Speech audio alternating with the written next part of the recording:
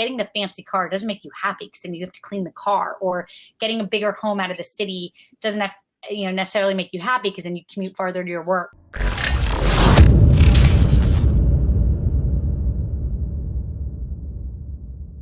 Cool. Alexa, thanks for joining us on the podcast today. So we have a special guest. I'll let you do your intro because I really am terrible at introductions. But I'll admit we didn't do a ton of sort of background research because I like to just talk in the moment and actually, not have too much sort of prepared in my mind, because then I'm always sort of referencing my notes and things like that. But I'd rather just kind of do it more organically. But you were the CEO of LearnVest. Hey, speak for yourself. I know a bunch about LearnVest. I'm just saying I personally prefer to do it this way. Sam personally prepares. Actually, he already knew about it. You didn't even do the research. You just already knew. So, but for those who don't know, what was LearnVest? Give us kind of like your maybe 2 or 3 minute background so that people know who you are. Sure, I think so. I'll start from the beginning. I grew up in Florida, and when I'd always been an entrepreneur, love entrepreneurs, love building companies. Went to Harvard undergrad and studied happiness, which I always mention because I actually think somehow it's been very helpful to life. Ended up going back to business school there, dropped out, bottom of the worst recession, and originally 81 years. Now I feel like this may be our own COVID moment is becoming obviously something that's worrisome. But I built a financial planning software company called LearnVest with a really simple mission, which was, so LearnVest became TurboTax for financial planning. So literally every American family for an affordable price could get access to a financial plan and an advisor. And on our 5th birthday, on March 25th of 2015, sold the business to Northwestern Mutual for about $375 million. And then spent the next few years as part of that business at Northwestern Mutual. And through all of that, wrote some books, best-selling book called Financially Fearless and then Financially Forward, about the future of your wallet. And I'm just a diehard entrepreneur. I love entrepreneurs and I love to build businesses. And so now I'm the managing partner. I run a $200 million venture fund called Inspired Capital, which is headquartered in New York City. And we pay it forward and we invest in seed and Series A entrepreneurs of tomorrow, building big ideas. So it's really fun to get to have done both. And now I'm on the investing side. And that's me. And I'm married. I live in New York City. I have 3 beautiful little babies, a 5-year-old, a 2-year-old, and a 1-year-old, which means I'm completely crazy. But that's who I am. Wow. Impressive. Wow. You're not in New York City right now. Are you? I see greenery. No, I'm not. I wish, no. So I have been in Florida. I'm actually sitting in my high school bedroom, which is bringing it all back full circle. Where we came down here for spring break and just haven't gone back. Do you have a Justin Timberlake poster on the wall or something, or what's in the high school room? No, but it's amazing. Look at this. I literally am sitting on my yearbooks, which is just incredible. And it's so cute. My mom has literally kept all of the things. And some days I'm like, Mom, why didn't you throw some of this stuff away? But she kept all my pictures and all of my artwork and all of my silly stuff. I'll start because Sam's probably still blown away. He loves Harvard. You had him at Harvard. Then you sold a company for $375 million, and then financial planning. He's a total financial planning nerd, personal finance nerd. So Sam, do you need a moment to just sort of gather your thoughts, or are you ready to go? No, he's joking a little. I did not go to Harvard. I wish, but I do have an odd fascination with it. People say I have a Harvard sweatshirt, and people always say, "Oh, you went to Harvard?" I was like, "Yeah, I went there. I paid money and took a tour, and they showed me around." I will just say, while Harvard was a great education, I think there's lots of things in life that are much cooler than Harvard. Did you say you dropped out? So I graduated in undergrad and then I dropped out of Harvard Business School. Okay, gotcha. And you said you studied happiness. Is that one class? I took a class called Getting Rich, but that wasn't my major. It was just one class. No. Is that really a class? Yeah. So I studied psychology. I started in a track called Mind Brain Behavior and then ended up in psychology. And specifically, there was a happiness lab that Dan Gilbert was running, where we focused on how people make decisions, what makes us happy. And basically the headline of the whole, my whole experience was, we're really bad about making decisions that make us happy. We do things that we think will make us happy, but in fact, like getting the fancy car doesn't make you happy because then you have to clean the car, or getting a bigger home out of the city doesn't have, necessarily make you happy because then you commute farther to your work. So it was just really, really, I think, a good perspective of it's the little things that really make us happy. I love that. This is very on topic. So I remember back in the day, there's a guy who was, I think, a professor at Harvard named Shaan. Is that somebody who was? Yeah, he was one of my teachers, Shaan. Yeah, he's wonderful. And actually, his core professor, Tal Ben-Shahar, and Philip Stone were my thesis advisors. He gave this TED talk. That's pretty great. I still remember it. And I watched this thing like 10 years ago. That's some talks just stick with you. And it was called I think the happiness advantage or the sort of something like that. And if I remember correctly, the thesis was being happy is actually an advantage to getting great results. Some people think about it the other way. Like if a great thing happens, then I'll be happy. And his advice, what I remember from 10 years ago was, if I am happy, I'll have better results. Am I accurate, or am I just totally misremembering? So the short term is that under extreme duress and extreme stress, you can outperform in the short term. If you're actually very happy and relaxed and fulfilled, you outperform in the long haul. So when you're building teams for long-term success, so Inspired Capital, it's a venture fund. We have a really unique group of people that have come together to build this firm. And we're trying to build a long-term fund. And so I'm very focused on, let's make sure we have long-term happiness, because you outperform in the long run. And so, and the other thing is, I think one of the things I learned from Shaan and Tal, my professors, is positive energy and attitude are actually an undervalued resource. People are very naturally drawn to people that are positive. If you're super negative over and over, people don't want to be around you. They don't want to work with you. They don't want to show up for you. And so I think, again, one thing people always ask me is, what would I tell high schoolers? And I'm like, have a good attitude. It goes really far. And it's part of that point of happiness is an advantage. So is positivity. Yeah. I always talk about this. Enthusiasm is sort of in complete undersupply amongst successful people. So, when you're trying to compete and you're trying to be successful, you're talking to the wrong person. I'm like the stupidest, most enthusiastic. Well, obviously you bought in on this. What I'm saying is that for most people, or most of the environments I've been around, whether it's like, entrepreneurs, investors, right now I'm at a bigger company because my company got acquired. It's like the execs at this company. In some ways, enthusiasm, I think people see it as like a low status thing to do. It's like, sort of being reserved is somehow more, I don't know, prestigious or powerful in some way. And I've gone the complete opposite direction, where I'm overly enthusiastic, and I'm like, dude, I have 1/10 of the skills of all the people that have been around me, but I've been able to go so far because I think enthusiasm is such a superpower that most people could tap into and totally don't for whatever reason. I mean, I totally agree with you.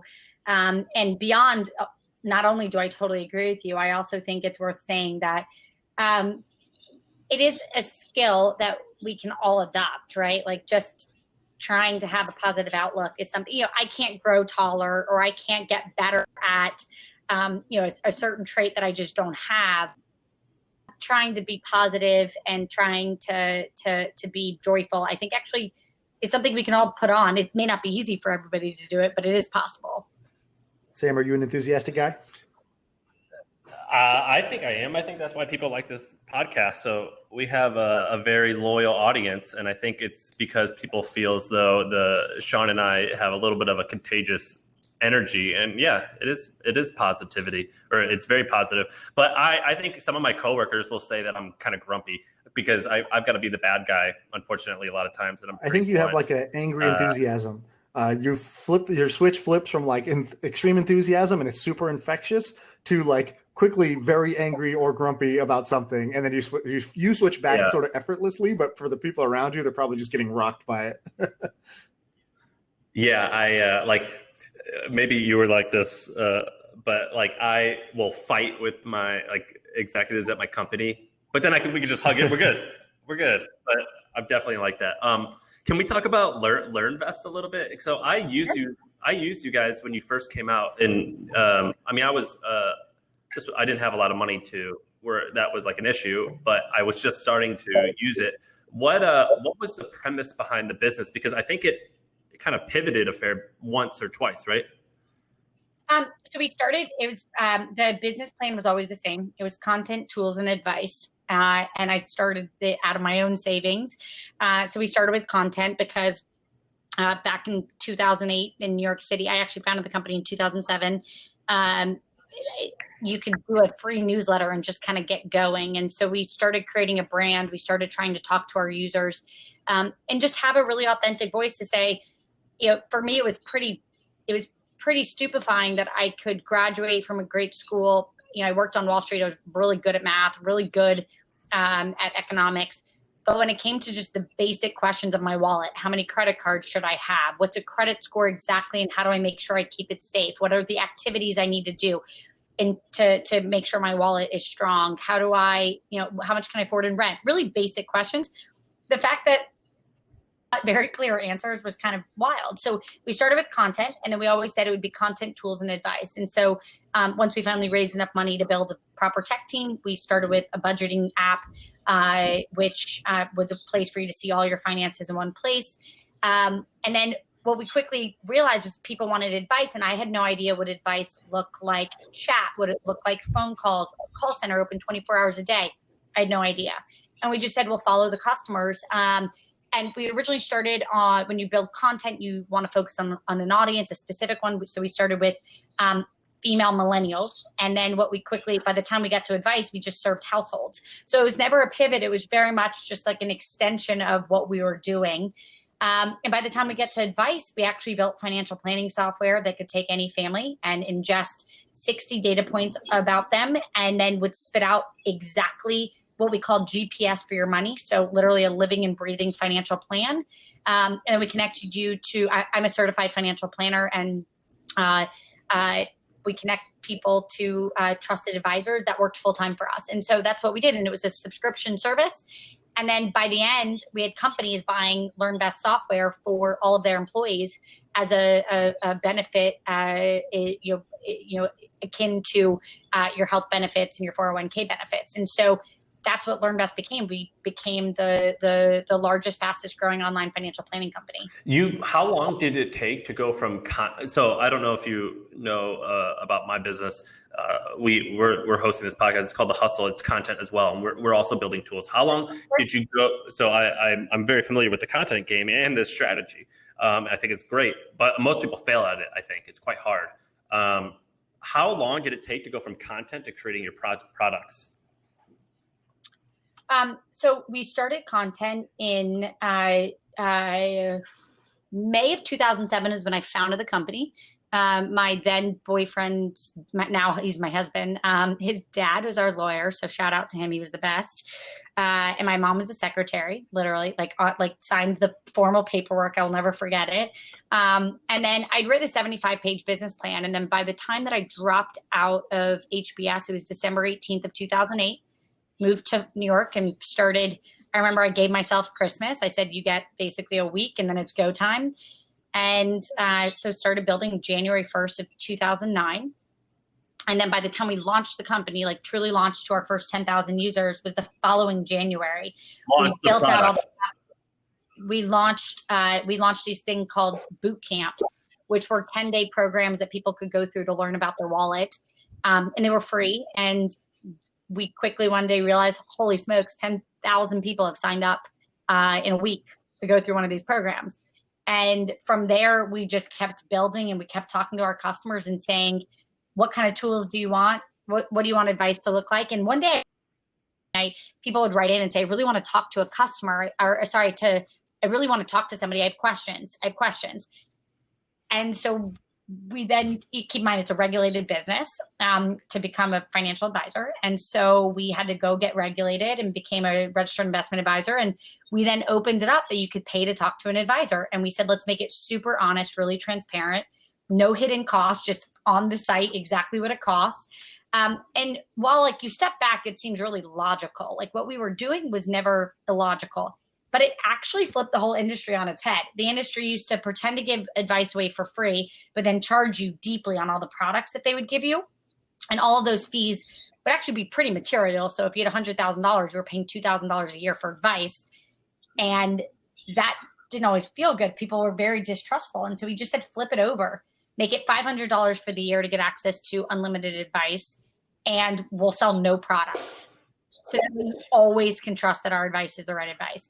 And so that's what LearnVest did. And again, it seemed at the time, it was actually pretty groundbreaking to build financial planning software for everybody and for the masses. And so we also said, we'll take you if you have $30,000 in income or $30 million. Again, not that wild, right? It's just, let's be a good business that takes care of people. But what we realized is that alone, that brand positioning was pretty powerful. How many employees did you have like in the first 2 years or so to build all that? So we were small in the beginning. We got to about 50 employees by, call it, the first real 2 to 3 years up and running. You're hiring a lot of people. That's 50, 0 to 50 is good. And by the time we got acquired, we were about 150 people, which, we were a real business. And so that for me meant just so much personal growth, so much, being a young entrepreneur, you don't know what you don't know. And so it seemed really big to me at times. So how big was the audience before you started launching those, the products and the advice? So because you're what I'll call an audience first company, which is first build it through content, loyalty. And then when you have a service to offer or a product or tool to offer, you got your customers sitting there. You just need to convert X% of them. So how big was the audience? Well, I mean, I can't tell you it's all from memory. By the time we got acquired, we were about 2.5 million users. So by the time that we went, your video disappeared. We can hear you there. You're back. So there it is. Okay, perfect. There we go. I don't know what happened. By the time that we got acquired, we were about 2.5 million users. What's a user? I was somebody who had signed up to make an account. So they had signed up for,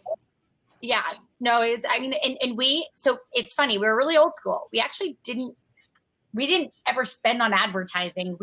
I think by the year we got acquired, we hadn't even spent $1 million on advertising. It was really old school. We were very focused on let's go and find customers through business partnerships and relationships and creating content. And, we wrote books and we did all these other things to really build a following. And then we kept converting them into that. So, for the tools where people would link all their finances and we would see their full wallets, we had about 500,000 of those. And then on the paying customer side, when we got acquired, we had about, depending on how you cut it, we had about 100,000 customers on the paid side. And this is before Facebook too. I mean, it was right when Facebook was it wasn't the same. It was different. Yeah. So, I mean, Mark Zuckerberg, I went to college undergrad with me. I was his same classmate. And so Facebook definitely existed before I was starting LearnVest. But 2007, 2008, when I was starting the idea, Facebook, I think, was founded in 2004. So it existed, but it was very much, you weren't building your business on Facebook. So hold on. You were at Harvard when he launched Facebook at Harvard? Yeah, I was what was that same classmate. So 2006. Do you remember when you heard about Facebook? Do we remember? Are you kidding? You could never have forgotten. I remember at the end of your username would be the number of Facebook user you were, and I was in the hundreds. So I was roughly around 150, and you knew it because it was just the most helpful thing on the planet. It'd be oh, what's that person's name again? I can look them up. And I always joked with my husband.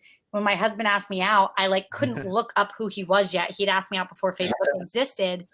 And I remember being oh, I can't remember who he is. Is it this guy or that guy? And it just my kids will never know a world where you can't look somebody up. I mean, it's just, Did it's you really think at powerful. that time, this is going to be a big deal? Or were you this is useful for Harvard and that's, I mean, could you foresee that it was going to be a $75 billion company? I can't take credit for having something that was that kind of crystal ballish, but you knew it was a big deal.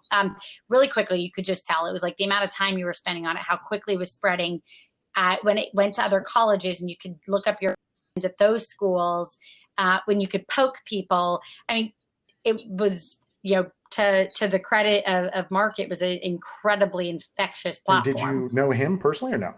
So I didn't know him when we were in undergrad. I met him a handful of times, and I know his family and his siblings pretty well. But no, when he was starting at undergrad, did you think about I did not know joining him. when it's like, hey, this thing is kind of taken off? I'm a student at Harvard. You were thinking about you dropped out of business school anyways to start a business. I actually was thinking at that time of dropping out of Harvard to start LearnVest, basically. So my mom convinced me to graduate. I said to her, I want to go start a company. I know I need to. And my mom was like, can you just graduate pretty please? I'd gotten into Harvard Business School. My mom was like, can you at least graduate from college?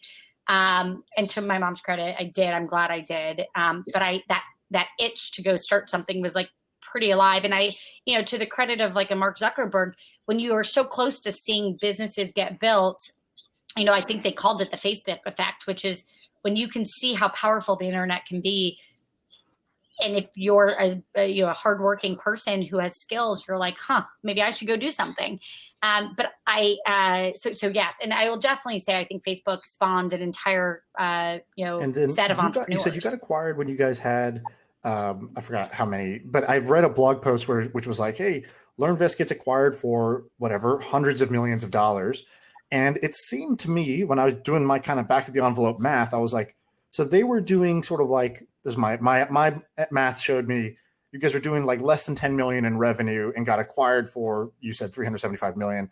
That's a huge multiple. So first, did I lose a zero somewhere? And then secondly, why did you get such a big outcome?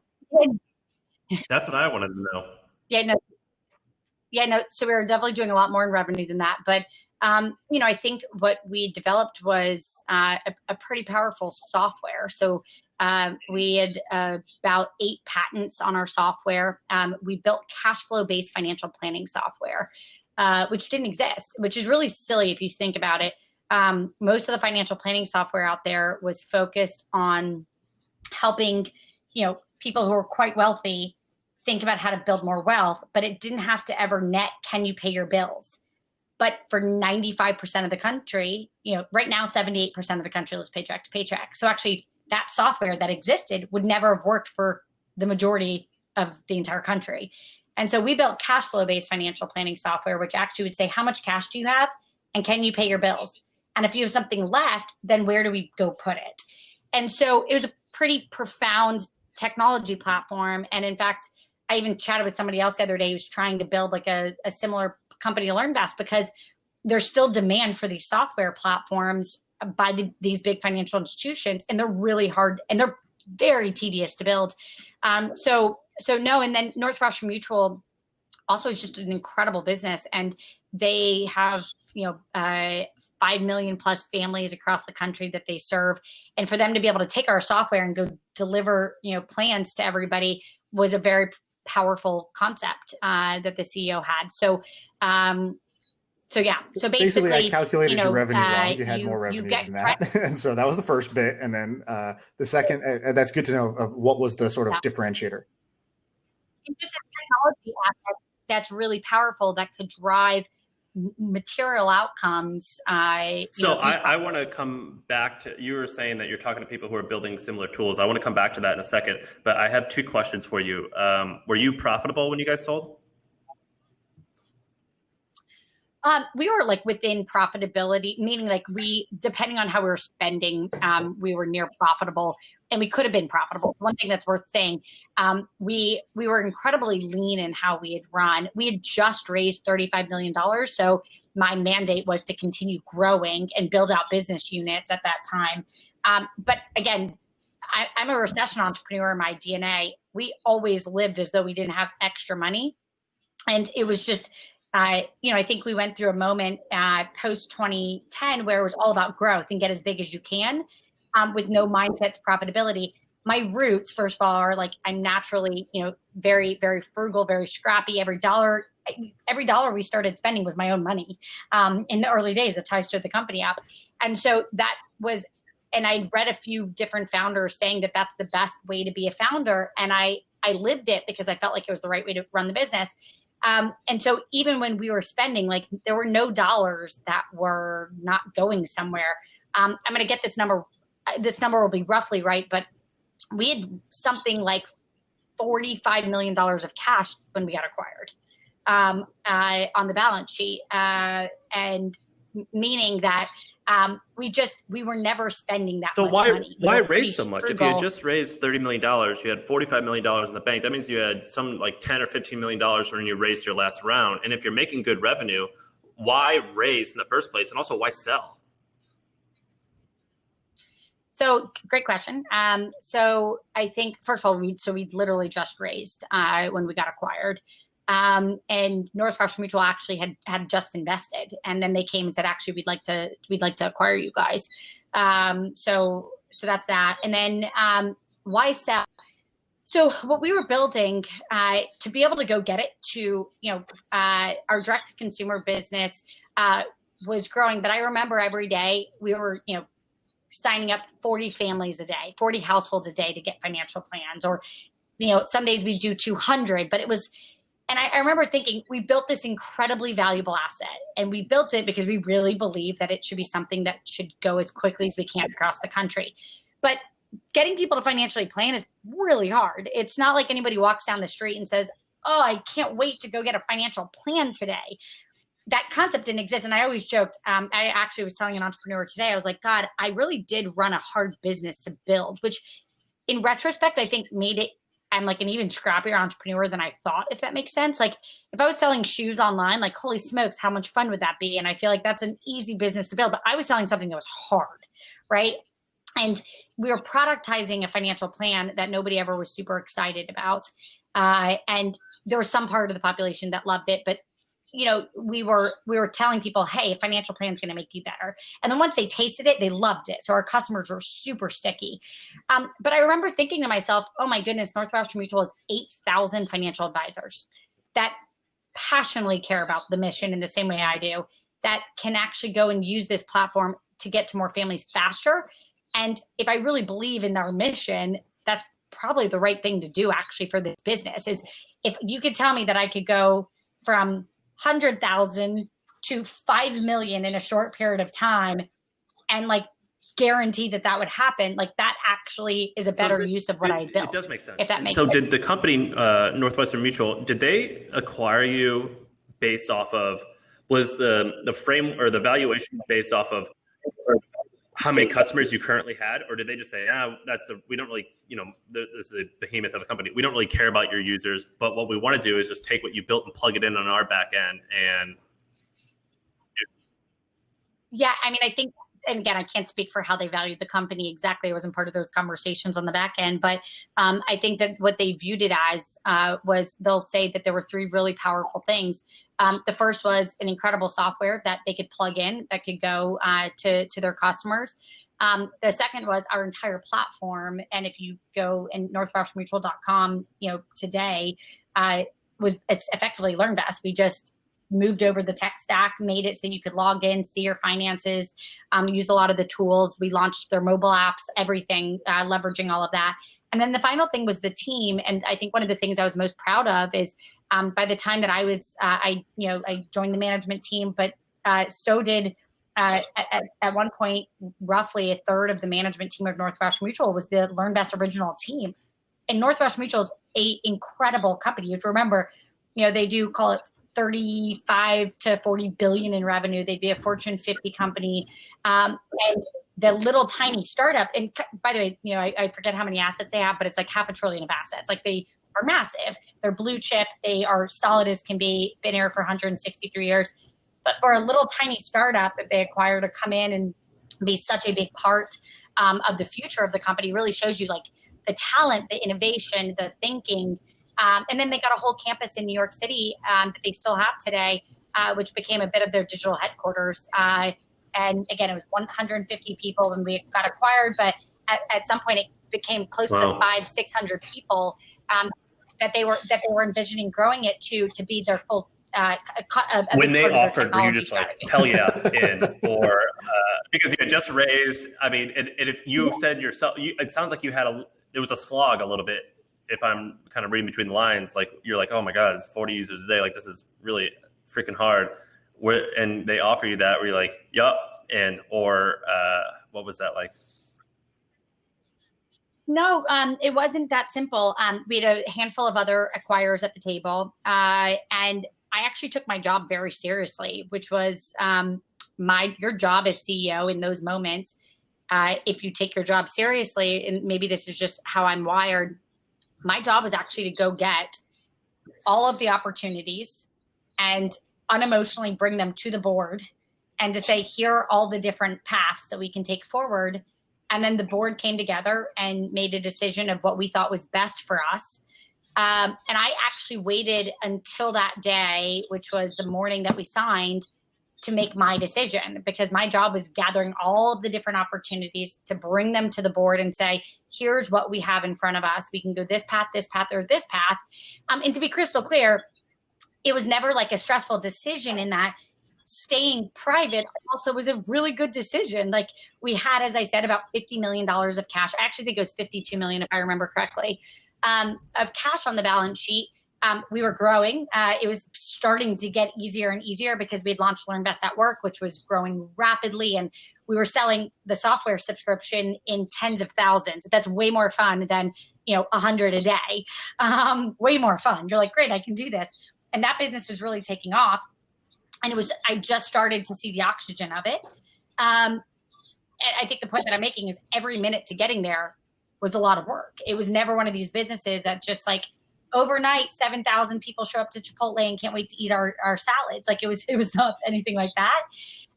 But so I didn't make the decision until that morning. And it was really, I took it so seriously because I had, as I said, about 150 employees.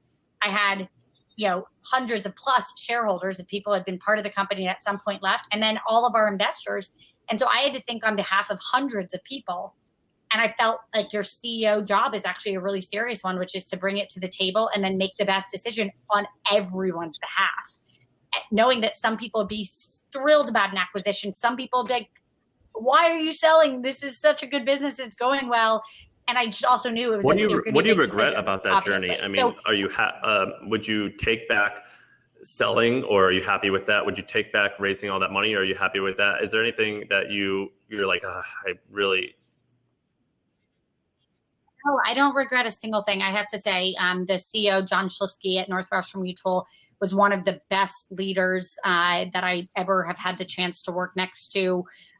He is a visionary, and honestly, like what he did, I think I'm blown away by.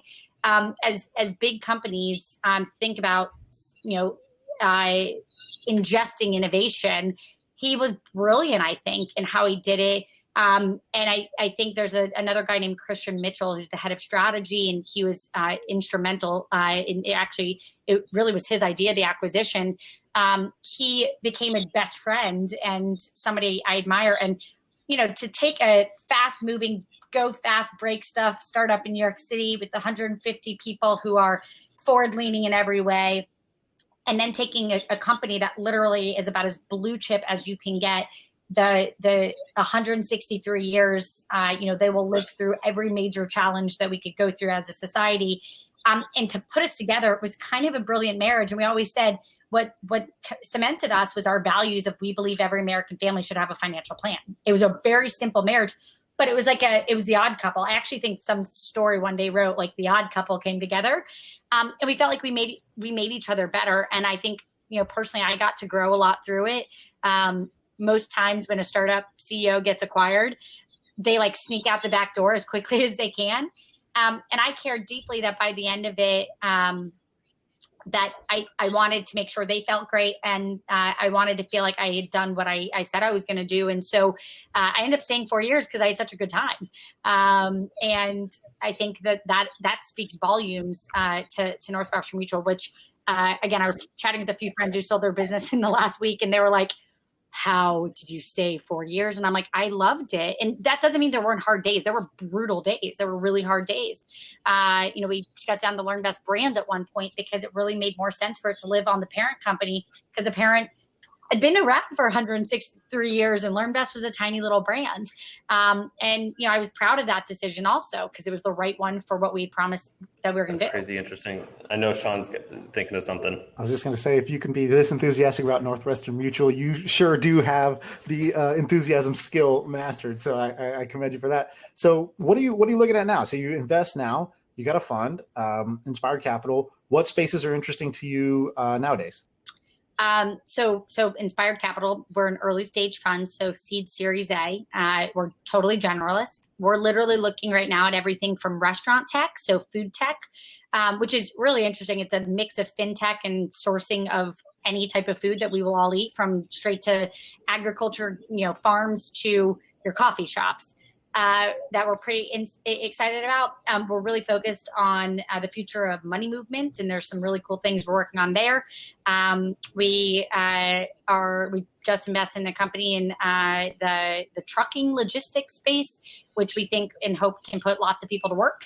And so, really focusing on what is the next decade going to look like. We actually published today a future of work study.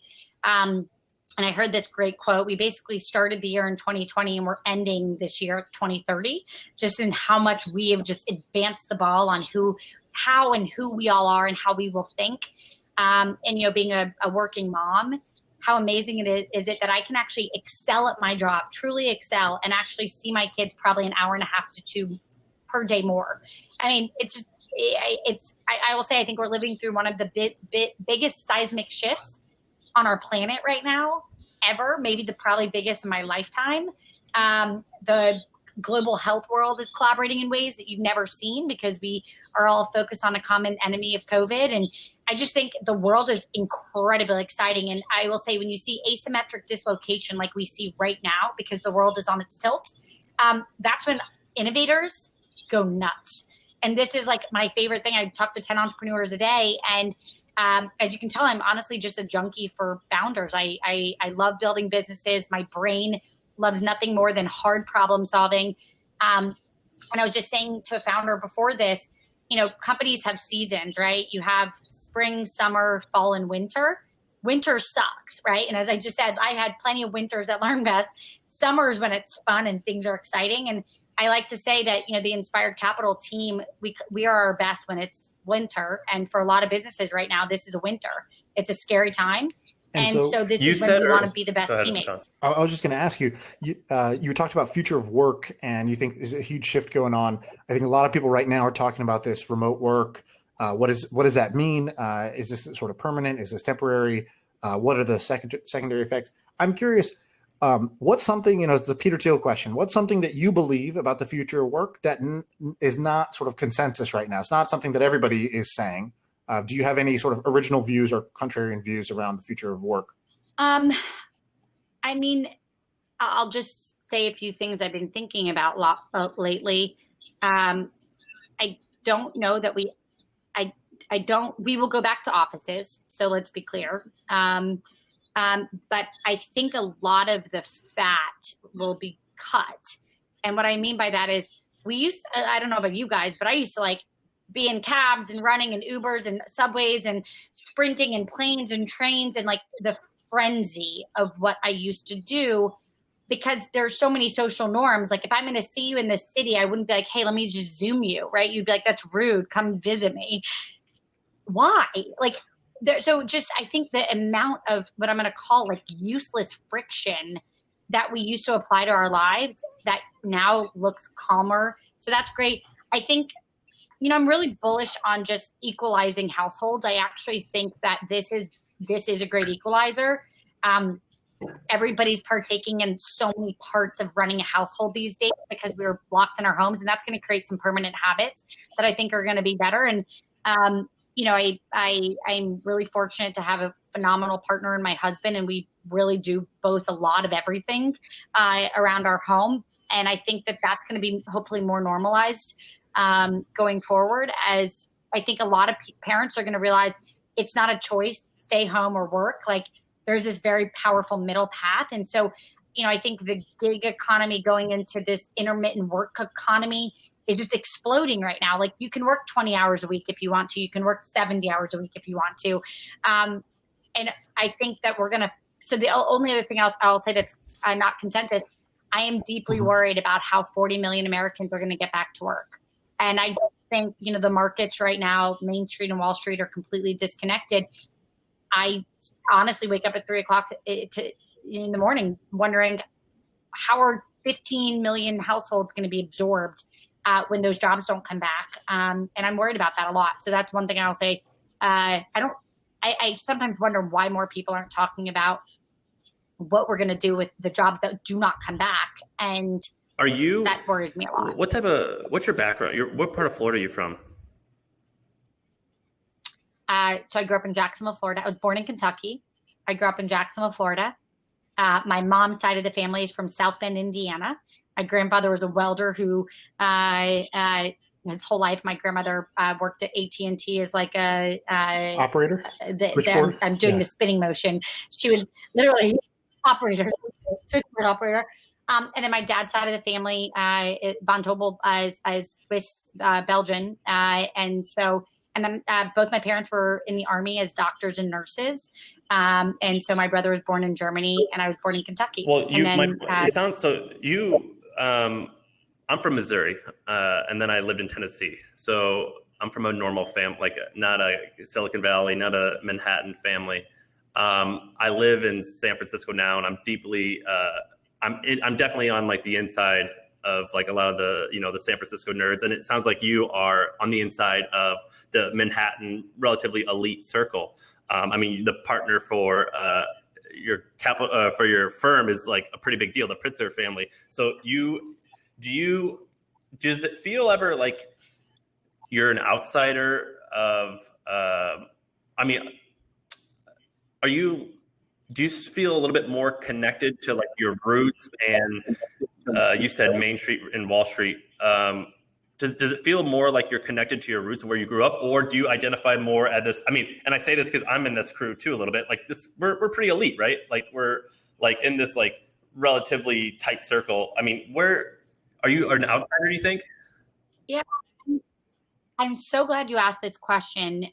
So glad for a bunch of reasons, and I think what's really obvious to me is I think it is an incredible competitive advantage, which I think right now we are in a world where the country is very disconnected. I'm actually hoping that COVID is something that like does unify us a bit more. There's days where I worry it's moving in the wrong direction. There's days where I feel hopeful.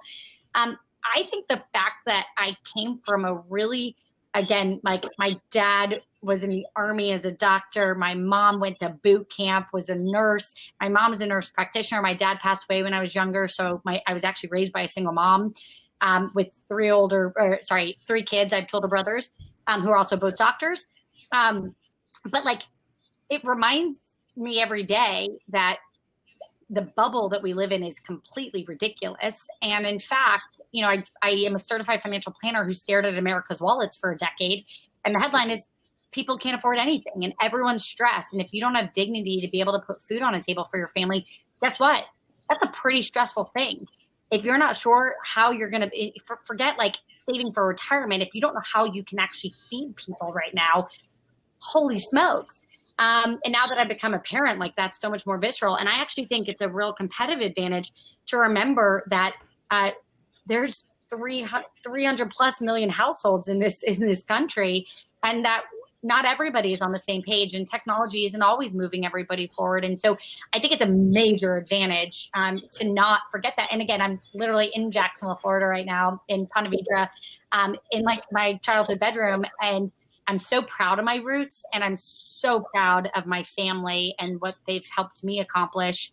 And goodness gracious, do I feel like we need to do more. So, and this is a good segue together. Because earlier you said that people are actually still trying to solve the problem that you were trying to solve for. What opportunities exist in this financial planning, personal finance space? I'm a huge nerd in this. I use Wealthfront, I use Personal Capital, I've used Mint, I use spreadsheets. I love this stuff. Well, first, I love you for caring so much about your guys, wallet. I was a customer of yours. I know. Thank you. It means so much to me. You have no idea. I still honestly have days where that like makes me so proud. I think a few things. One, the problem of our wallets for America is bigger than just like great software. There's a lot of what I'm going to call infrastructure problems that like tech can't solve. what's the minimum wage? How do we handle, working mothers when 25% of the country's moms are single moms? And how do we handle daycare? Blah, blah, blah. There's a lot of other big problems around the wallet in America that like a cool technology app doesn't solve. That said, I don't feel like LearnVest solved everything. And in fact, I have this itch that we've wanted to scratch for a long time around, I was a part of the population where I wanted to talk to a financial planner. That for me, there's a certain user type, about 22% of the country from our data, that wanted to talk to an advisor in the country. But about 78% of the country doesn't want to talk to anybody. They just want the problems of their wallet to be solved for them. And so I get really excited about the future of self-driving wallets, because I actually think every hour that you have an extra dollar, penny, $10, $100, $1,000, it should go to the exact right pocket instantly. And so I believe more innovation will happen. And I think that's one of the things that, we get pretty excited to talk about is, I wrote a book called Financially Forward, literally just to force myself to think about what the future of our wallets could look like. A self-driving wallet. So it's software that every app, you put rules and controls around it that say, my checking account always needs at least $400 in it, but every dollar above that, please go put it in the exact right place. So what would you do? Take care of it. And I use Simple. I like simple.com. I've been toying around with that, but what I learned was that it's a checking and savings account. It's actually, they use, I forget whatever the biggest bank in like the world is. It's like I forget what it's called. Anyway, they put their software on top of another bank's checking account. And because it's opening up a bank is really hard. Is that what you would do? I mean, how would you go about solving this? Yeah, so if I remember correctly, Simple got acquired by BBVA. I think actually right before LearnVest. For way less money than you guys too, which is it's pretty wild. So I think the thing that's and again, I don't want to totally bore you, but basically underneath it, the problem with autonomous wallets is money movement, which is money doesn't move quickly from one bank to another. It moves across ACH rails from 1971, and they typically take about 5 days to move the money. And so if you want wallets to actually be able to self-drive, you actually have to fix money movement. So we've written thesis upon thesis papers. I call it actually liquefied money is the thesis, which is also, and I'll give another example. Why do we get paid every 2 weeks? How does that make any sense? You work every day. Guess what? For a normal American family, getting paid every day. That's a pretty radical idea. That's kind of cool. Why do we get paid every 2 weeks? Is this like something that I have no idea. It's a legacy concept. Some people get paid weekly, but most of us get paid twice a month. And if you think about that, people have liquidity crunches in between those two dates. What do you think of that company? But you work every day, so why don't you get paid every hour? I believe that solves that problem, that tries to solve that problem. Well, they're solving a portion of that problem. So but no, I think that there's a few of them. There's Earnin, there's Dave, there's a bunch of there's a company called Even, which is, but they are solving elements of it. I'm actually going to full-blown, have you seen the sort of crypto projects that are doing streaming money? AI. Which is basically like the way we don't download movie files anymore and play them. We stream it bit by bit as we watch, but basically getting paid like that. So why don't I get paid by the second that I'm working? And it's just streaming into my bank account, fractions basically of value. Yeah, and there's crypto companies in it. But even more valuable, okay, is not just the streaming in. It's then what happens. Your credit card debt actually charges you interest every single night, okay? So actually you paying your credit card bill nightly would materially help save. And keep in mind, the average family in America has between $9,000 and $16,000 of credit card debt based on how you cut it. The average savings account is $400. But if every hour you got paid and then you could pay your bills and live your life, but it would actually stream into your 401k and get the matching dollar that same hour and then auto invest. Think about that is what is the difference between, and I feel like COVID exposed the precariousness of our economy, but it also exposed the precariousness of the American wallet. And I think that we're going to be in a groundbreaking moment of how do we go fix it. So any entrepreneur listening, I want to talk to you. Alexa at Inspired Capital. I want to hear your ideas. But these are the big monumental challenges we want to solve. That's a crazy idea, and I think that's a cool idea for someone who wants to it's kind of like a go big or go home. That's a pretty cool idea. I like that. What would prevent that from working? What are the barriers? ACH. It's the infrastructure layer that I was just saying. The money movement. Is it money movement or is it a cultural thing? Because I'm a business owner. Like the 2 weeks buffer for a small business when you're just getting started. Businesses we take advantage of that, right? Like you're like, oh, right, I've got like 5 days. I got to go collect this client's money and then I can make payroll. Yeah. That I think is solvable. I mean, you have two bleeding edge companies. I think in just the last week, we saw a few companies say, work from home forever, but you take a few more that then say, we're going to pay our employees daily. And in fact, Uber started paying its drivers every ride. That's an example of you've worked. You should get paid. Why do we withhold from you? It's a free loan to your employer.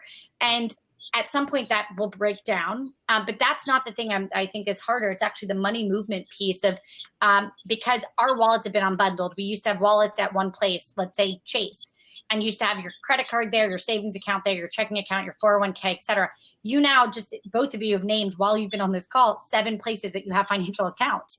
So it's money movement across those accounts moves across an ACH rail. That ACH rail takes about 5 days, or it mimics it and it'll look like same day. And sometimes that same day is really more of like a magic trick. It's not really there. So then to be able to pay it out to some other place is very hard. So it's the rails of money movement that there's a European company, I think, who was doing something similar, helping. What was it called? Transfer? There's a company called TransferWise, but then actually Europe is miles ahead of us. They're on real-time payments rails, and you can actually they're like a full decade ahead of us in terms of you don't even need Venmo. India just also came out and they announced a whole monetary API, basically a mandatory payments infrastructure, right? I forgot what it's called, UPI or something. I love how much you guys know about fintech and infrastructure. I don't know if you've heard this podcast, but what we do is we brainstorm ideas. We just shoot the shit and we brainstorm ideas, or we see something interesting and we say, hey, this is cool. These guys are doing streaming money. What would you do with that? Hey, why do we I think we literally had this conversation, which was, why do you get paid every 2 weeks? That's crazy. It's a free loan to your employer. And so that's what we do on this podcast twice a week. So that's, we like to nerd out about this stuff. So it's like we know a medium amount. A little bit, only a little bit. We know a little about a lot. That's a little bit. Yeah.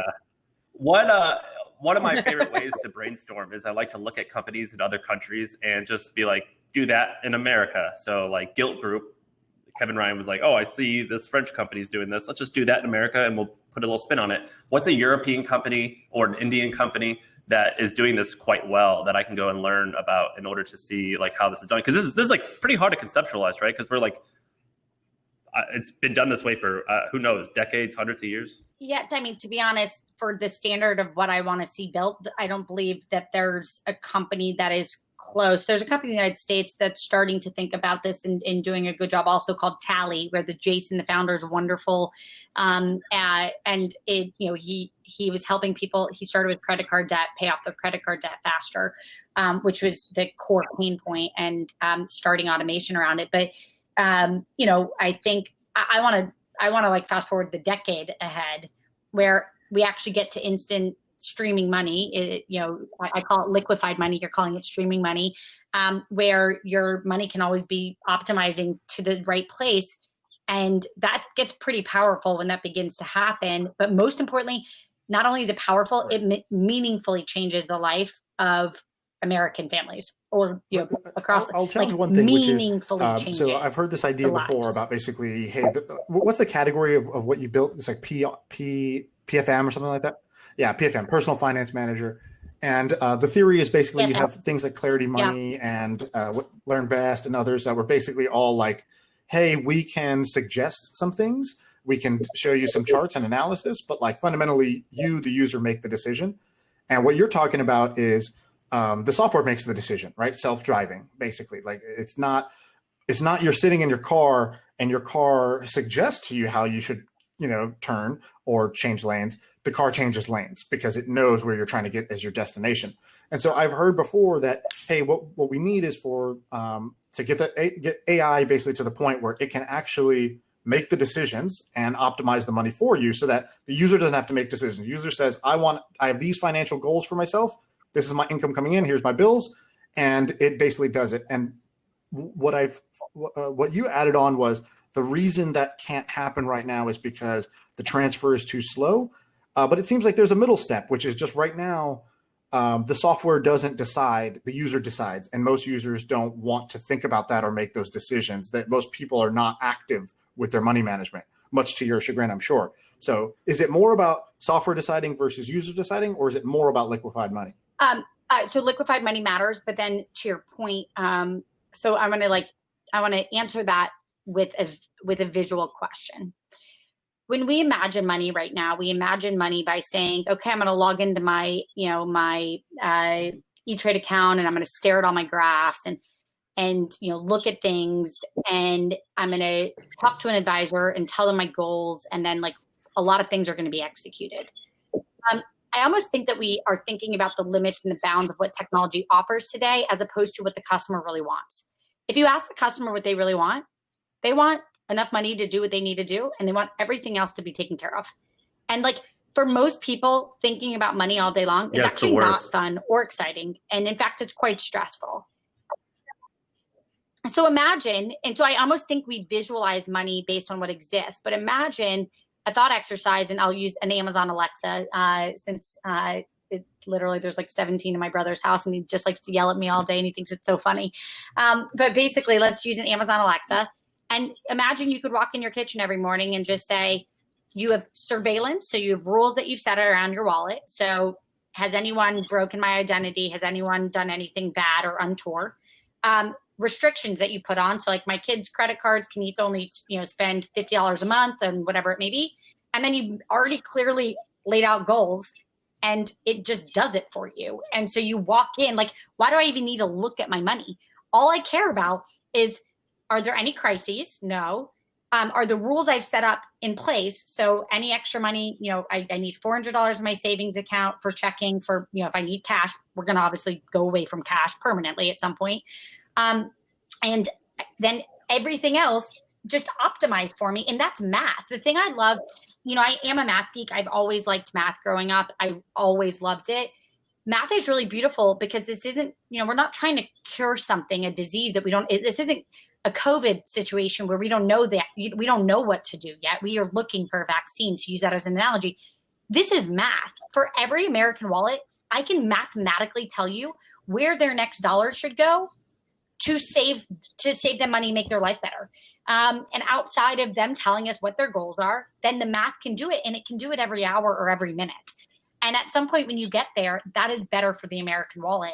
And so that's the vision of that. That's literally the picture in the back of my head, is like, when do we get to a place where my money is just doing what it should do at all times? And right now there's wild amounts of friction. Move it from here, put it in the savings account, sweep it into this, do this with this, pay off the credit card. To pay off your student loans, you have to make 2 payments and tell them, please pay the principal, not just the interest. Friction everywhere. And at some point it will go away, and I want it to go away as fast as we can, and it will be some of my life work to help. You're very persuasive. I feel like I'm ready to get behind you and say, let's go to war. You've got a very good pitch. I had one last question. Are you a fan of Ramit Sethi's teachings in his book? His book, I Can Teach You Rich. He's a great guy. And I will say, like, every financial planner out there that's doing good work to help people I feel a lot of your pain software can exist. I'm excited because about. I'm not poor anymore, but I remember being poor and so afraid to log into my bank account. And then I eventually created all these systems. So it's like a little bit of paycheck goes here, a little bit of interest, this thing goes there. And I'm like, I jerry rigged this thing together. And even to this day, I'm still I hate logging into my bank account just because for me, it's like PTSD, right? You're like, it's so I just don't even automate some stuff because I'm like, I don't even want to, I hate it. I don't like that. Yeah, I think, and this is a perfect example of where, I really do think, I grew up a really normal life. I grew up in Jacksonville, Florida, which is a wonderful place to grow up. And I just think, I'm interested in technologies that can impact tens of millions of families and like really meaningfully make our life better. And one last thing, at Inspired Capital, we literally invest across all sectors. I just told you everything from trucking logistics to consumer software to fintech. But one thing I particularly like about fintech is in fintech, any innovation is actually helping the customer, right? Like you're not innovating in fintech in a way that like gouges the customer. It's like they're constantly making their life better and cheaper and less expensive. And the pressure it puts on the big incumbents to drive their prices down is really powerful. And I think that's pretty awesome. So I think it's a great place for me to use my brain. Alexa, is there any, you already gave your sort of email address out. Where should people find you? Who should find you? How do people connect with you? Well, I would say I'm also on Instagram. I'm just Alexa Von Tobel. Our fund is Inspired Capital, but you can message me on Instagram, and it's the one place I actively try to respond to as many that come through. So Alexa Von Tobel at Instagram. And thank you guys for having me. This is so fun. You guys are so wonderful. And again, really honored you reached out.